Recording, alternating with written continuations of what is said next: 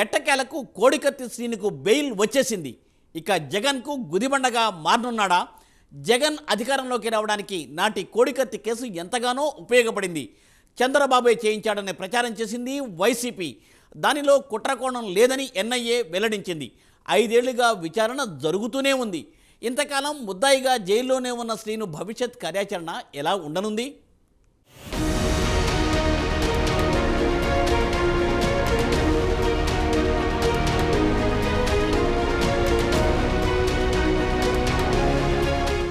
జగన్ విపక్ష నేతగా ఉన్నప్పుడు రాష్ట్ర వ్యాప్తంగా పాదయాత్ర చేసిన సంగతి తెలిసిందే. అందులో భాగంగా విజయనగరంలో పాదయాత్ర చేసిన సమయంలో సిబిఐ వారాంతపు విచారణకు హాజరయ్యేందుకు 2018 అక్టోబర్ 25న హైదరాబాద్ బయలుదేరారు.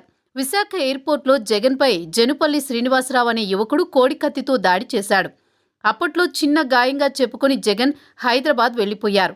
అయితే ఆ ఘటన వెనుక కుట్రకోణముందని, జగన్ను అంతం చేసేందుకు తెలుగుదేశం పార్టీయే హత్యా ప్రయత్నం చేసిందని వైసీపీ ఆరోపించింది. అటు నిందితుడు సైతం జగన్కు సానుభూతి దక్కేందుకు ఈ ఘటనకు పాల్పడినట్లు తెలిపాడు. అందుకు తగ్గట్టుగానే జగన్కు ఎనలేని సానుభూతి దక్కింది. అధికారంలోకి రాగలిగారని విశ్లేషకుల అభిప్రాయం.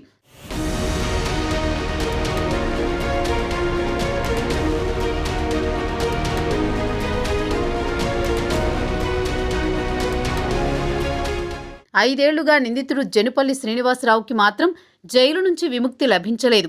రిమాండ్ ఖైదీగానే ఉన్నాడు.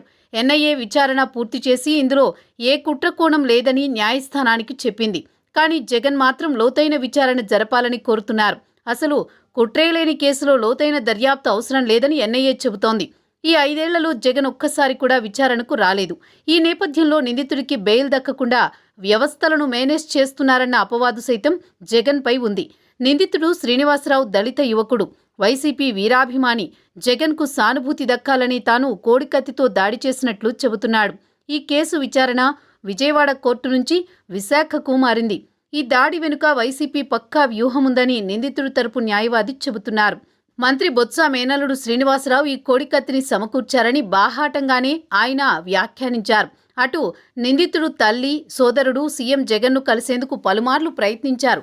కానీ పోలీసులు అడ్డుకున్నారు. అటు న్యాయస్థానాల్లో నిరుపేద కుటుంబం పోరాటం చేస్తున్నా ఫలితం లేకుండా పోయింది. రిమాండ్ ఖైదీగానే 5 ఏళ్ల పాటు నిందితుడు జైల్లో గడపడం విశేషం.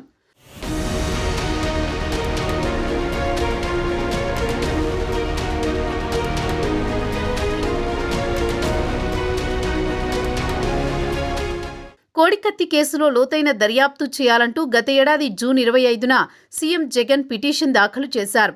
ఈ కేసులో అన్ని కోణాల్లో అన్ని అంశాలను దర్యాప్తు చేశామని, ఎక్కడా కుట్రకోణం కనిపించలేదని ఎన్ఐఏ పేర్కొంది. ఈ నేపథ్యంలో జగన్ పిటిషన్ను కొట్టివేయాలని ధర్మాసనాన్ని ఎన్ఐఏ కోరింది. అలాగే దర్యాప్తు అభ్యర్థనను నిరాకరిస్తూ ఎన్ఐఏ కోర్టు ఉత్తర్వులపై హైకోర్టు ఇచ్చిన స్టేను సైతం ఎత్తివేయాలని ఎన్ఐఏ విజ్ఞప్తి చేసింది. ఈ పరిణామాల మధ్య ఈరోజు ఏపీ హైకోర్టు శ్రీనివాసరావుకు బెయిల్ మంజూరు చేసింది. కేసుకు సంబంధించి ఏ విధమైన ప్రకటనలు చేయకూడదని, ఎలాంటి సభలలో పాల్గొనకూడదని షరతులు విధించింది కోర్టు. చూడాలి మరి ఈ కేసు ఏ మలుపు తిరగనుందో.